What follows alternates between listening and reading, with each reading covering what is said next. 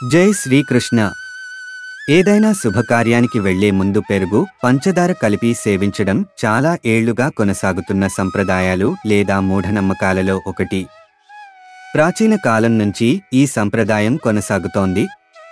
ఒక వ్యక్తి ఏదైనా శుభకార్యానికి వెళ్లే ముందు అతనికి పెరుగు మరియు పంచదార కలిపిన అద్భుత మిశ్రమాన్ని అందిస్తారు.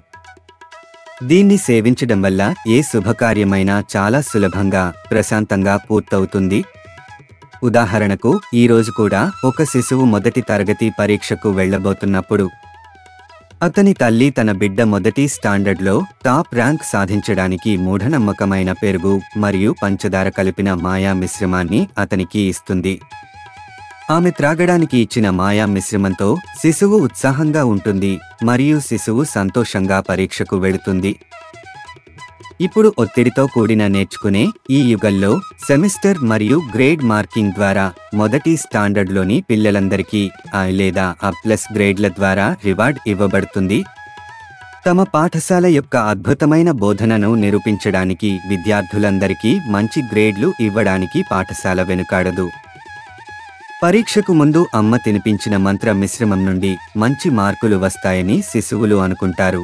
అప్పుడు వారి మనసులో ఈ మూఢనమ్మకం యొక్క బీజం నాటబడుతుంది మరియు కాలం గడిచే కొద్దీ అది మూఢనమ్మకాల యొక్క చెట్టుగా మారుతుంది. కాబట్టి ఇప్పుడు ఈ అద్భుత మిశ్రమం యొక్క శాస్త్రీయ సత్యాన్ని తెలుసుకోవడం అవసరం.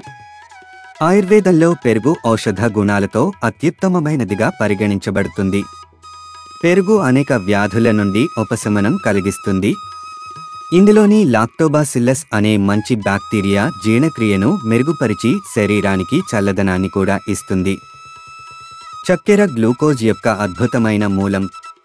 ఇప్పుడు ఈ రెండింటి కలయిక వల్ల శరీరానికి శక్తిని అందించి పొట్ట, మెదడుకు ప్రశాంతత చేకూరుతుంది. ఈ కాంబినేషన్ లాభదాయకం కాదని నేను చెప్పను, కానీ పాయింట్ ఆఫ్ వ్యూ వేరుగా ఉంది. శాస్త్రీయ దృక్కోణం నుండి ఇది అద్భుతమైన కలయిక. ఒక వ్యక్తి యొక్క కడుపు ప్రశాంతంగా ఉంటే ఆ వ్యక్తి ప్రశాంతంగా ఉంటాడు, మరియు ఒక వ్యక్తి యొక్క కడుపు నొప్పిగా ఉంటే ఆ వ్యక్తి కలత చెందుతాడు.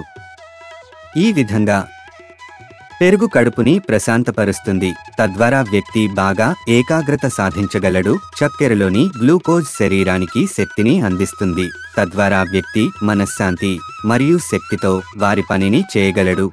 కాబట్టి మనం ఏదైనా మంచి చేయబోతున్నప్పుడు ఈ అద్భుత మిశ్రమాన్ని మనం కూడా తినాలి. అవును, ఈ మిశ్రమాన్ని మనం నవ్వుతూనే తిన్నాం, కానీ ఈ మూఢనమ్మకం వెనుక సైంటిఫిక్ రీజన్ ఉందన్న విషయం మాత్రం మనం ఎప్పుడూ ఆలోచించలేదు.